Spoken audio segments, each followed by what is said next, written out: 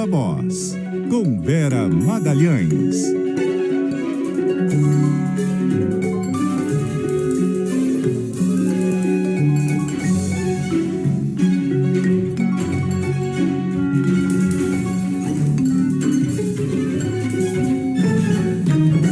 Boa tarde, Vera. Boa tarde, Cássia. Boa tarde a todos os ouvintes e também a quem assiste o Viva Voz. É isso, Vera Magalhães todo dia conosco aqui com imagens. E Vera, hoje o nosso assunto, vamos começar falando do que aconteceu neste fim de semana lá no Chile. E qual é o impacto aqui no Brasil, nas campanhas eleitorais, da rejeição em plebiscito da nova Constituição lá no país, lá no Chile? Está sendo muito explorada, né, Cássia? Não é de agora, antes mesmo de haver o referendo lá no Chile, o presidente Jair Bolsonaro introduziu o tema da esquerda do continente como um assunto de campanha, para tentar traçar paralelos entre os governos do continente que têm presidentes ou chefes de Estado de esquerda, eleitos democraticamente ou em eleições não tão democráticas e que estejam no cargo de forma não tão democrática, como exemplos do que poderia vir a acontecer no Brasil. Isso gerou até um incidente diplomático com o próprio Chile, porque ele citou o presidente Boric como tendo perpetrado ataques contra meios de transporte durante os protestos chilenos em 19, o que não aconteceu, o que é mentira. Bom, a nova Constituição, o novo texto da Constituição foi rejeitada por 61% dos que foram ao plebiscito, ao referendo no domingo. Era voto obrigatório e havia uma multa muito alta para quem não comparecesse para referendar ou não a nova Constituição, e as pessoas compareceram em massa. Houve uma votação, inclusive, muito maior do que aquela que elegeu Gabriel Boric presidente do Chile, e isso resultou na rejeição do texto. Em primeiro lugar, deixa claro que, a despeito de qualquer uso político que se faça disso, o que aconteceu no Chile é um exemplo de democracia e não de falta de democracia. A população ir às urnas e rejeitar um texto constitucional, e isso ser aceito por todos e levar a que se faça um novo, é uma grande demonstração de vitalidade democrática de um país. É um país que acabou de eleger um presidente de esquerda, rejeitou uma Constituição que foi considerada demasiadamente de esquerda e muito dúbia em muitos trechos. Isso é um sinal de equilíbrio democrático, de que as várias vozes da sociedade têm espaço em diferentes momentos e que existe algo que se chama alternância de poder e pêndulo de poder, que nem sempre vai ganhar alguém de esquerda ou vai ganhar alguém de direita, que as ideias vão chegar à população pelo que elas são, por serem ideias, por serem políticas públicas e não ideologias desprovidas de sentido. Então, a gente tem de analisar o que aconteceu no Chile em busca do que nos serve de recado. Primeiro, acatar sempre o resultado das urnas. Eu acho que essa é uma grande lição e isso está sendo feito por todas as forças políticas do Chile. Segundo lugar, rever posições.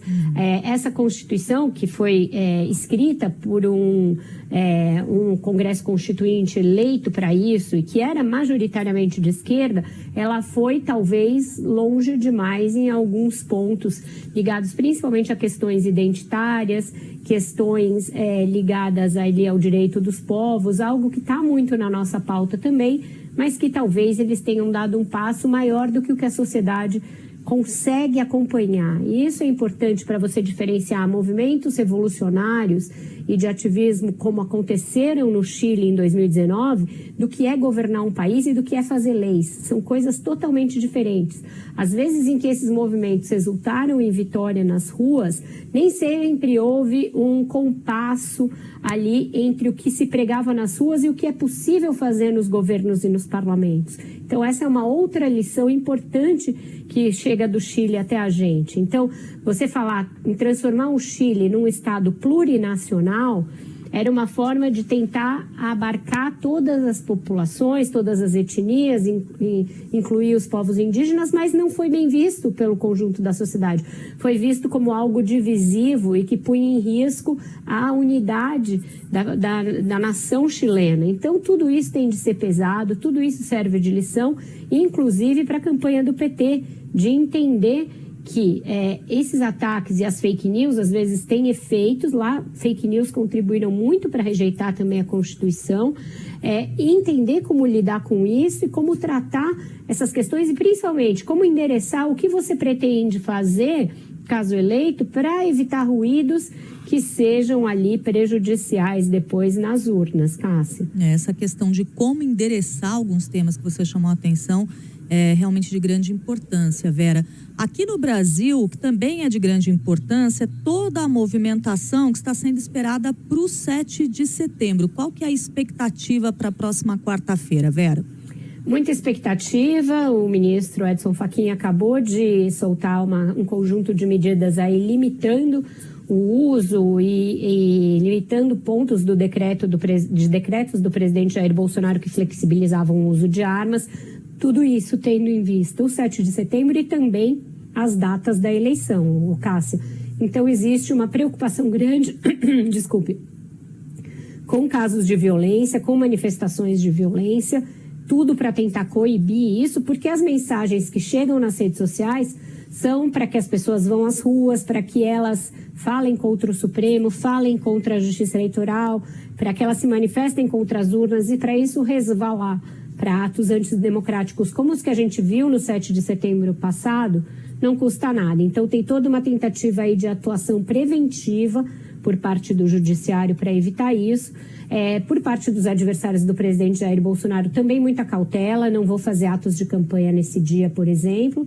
Então, uma expectativa grande. O presidente até aqui tem sido meio dúbio quanto ao que ele vai fazer. Ele vai participar das solenidades de manhã, as oficiais em Brasília, e depois em Copacabana, no Rio. Mas o tom do discurso dele, ele ainda não deixou claro. Lembrando que no ano passado ele desafiou o ministro Alexandre de Moraes, o xingou, disse que não cumpriria mais decisões judiciais e depois teve de fazer um recuo naquela carta que foi intermediada pelo ex-presidente Michel Temer. Então, por enquanto, ele não deixou claro qual vai ser o seu tom nesse ano, mas a conclamação para que as pessoas vão às ruas está muito intensa e muito grande, Cássia. Vera Magalhães, muito obrigada pela conversa de hoje. Amanhã tem mais, já com Carlos Alberto aqui conosco. Até lá.